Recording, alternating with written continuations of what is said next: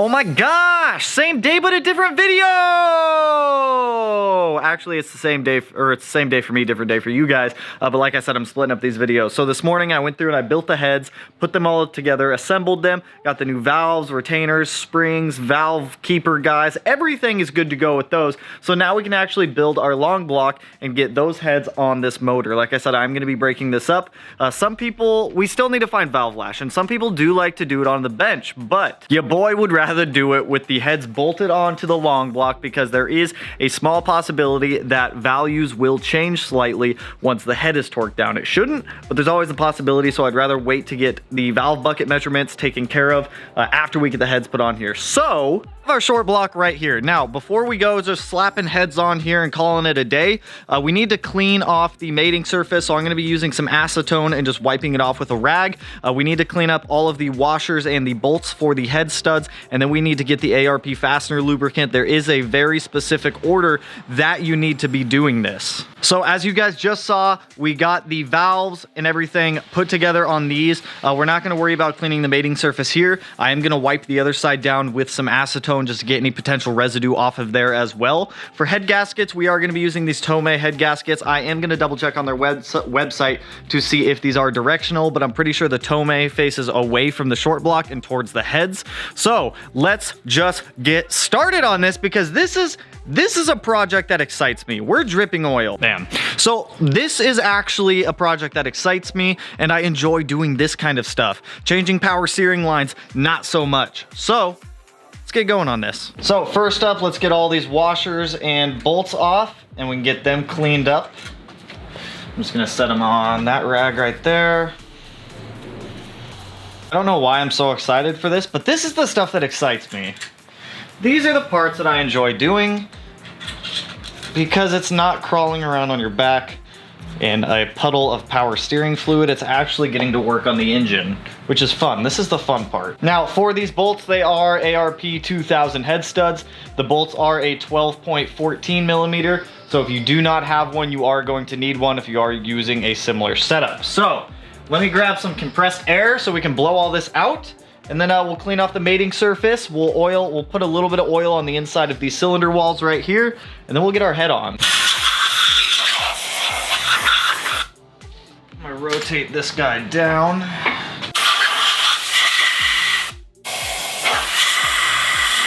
Rotate the rotating assembly.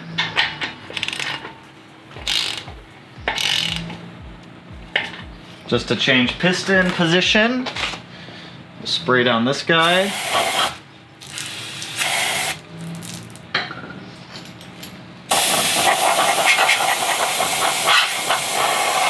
So I'm just going to be using a little bit of assembly lube on the inside here just to lube up the cylinder walls. Like I said, I don't want to leave these dry when we go to start. And having some lubricant on here will definitely make things a lot better. It'll burn off when things go to start. It's no big deal. Better to have some lubricant than send it dry because that's when things will get a little hairy, I guess you could say. Let's rotate the crank again and do the other one.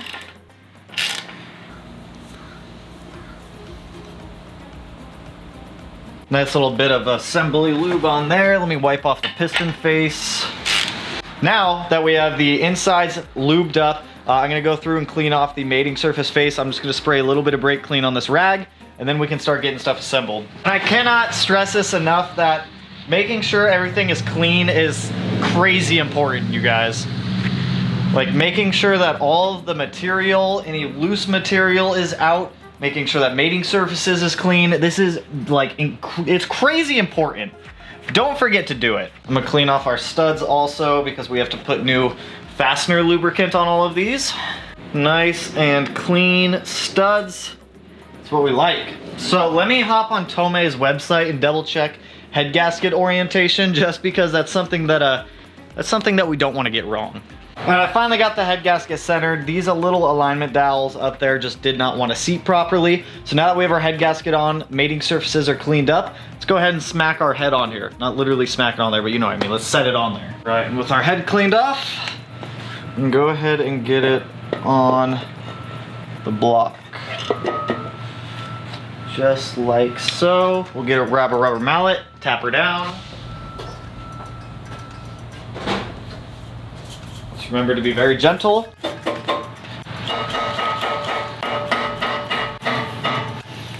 Bam, our head is installed.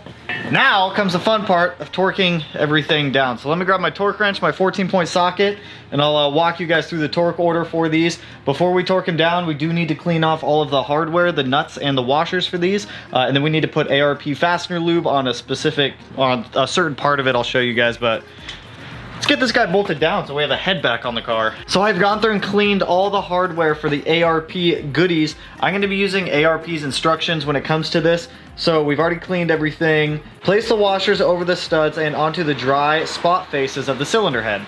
They're all dry and clean. We've got 1, 2, 3, 4, 5, 6. Lubricate the stud threads and the bottom of the nuts with the ARP Ultra Torque Fastener assembly lubricant, then install the nuts. So we're gonna lube up the threads in here with their assembly stuff, their goodness, their fastener lubricant, and then we're gonna put a little bit of lubricant on the bottom of the bolts right here. We'll get them hand tightened thread on, and then we'll start torquing them down. So many different lubricants and whatnot. When it comes to building an engine, you need so much stuff. It's not a bad thing. Kind of wish I would have lubed these up before shoving them in here, but you know, it is what it is now. All right, so that's on all the threads. Now we can get it on the bottom of the bolts and then get the bolts hand tightened on. So right on the bottom of the bolt right there. Woo! So much lubricant. Now all this lubricant does is make sure that you're able to hit the proper torque values of what ARP specifies for their bolts and everything. So not using this stuff, I don't suggest that. Just buy it. Whenever you buy head studs, it should come with it though, so I mean. Alrighty, so now that all of our head bolts are tightened down hand tight, follow the manufacturer's recommendation torque sequence shown below. Torque the nuts per steps 1 through 3. So we're gonna tighten them all to 30 pounds, then 60 pounds, then 90 foot-pounds in the order of 1, 2, 3, 4, 5, 6. So let's torque them all down to 30 and then kind of go from there.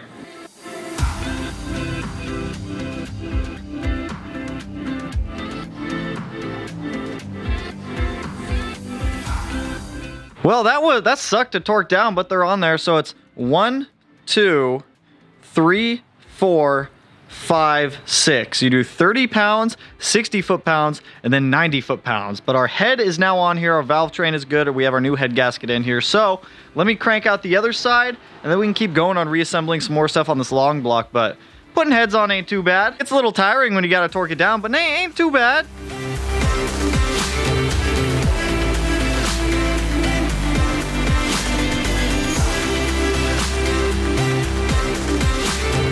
Yo, we have a long block. Our heads are all on here with the new head gaskets, looking fresh.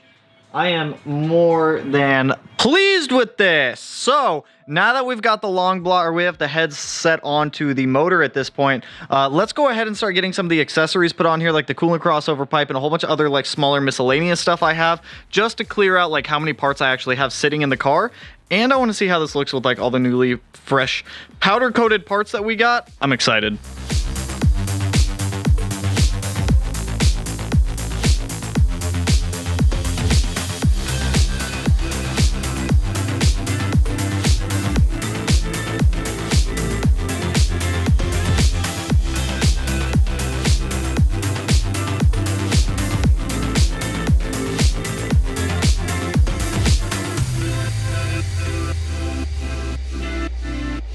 Alright, you guys, so this is where we're stopping for tonight. Let me show you the progress that we got done on the motor. I was going to do the valve lash measurements tonight, but that's going to be a tomorrow thing. A, it's getting really cold outside.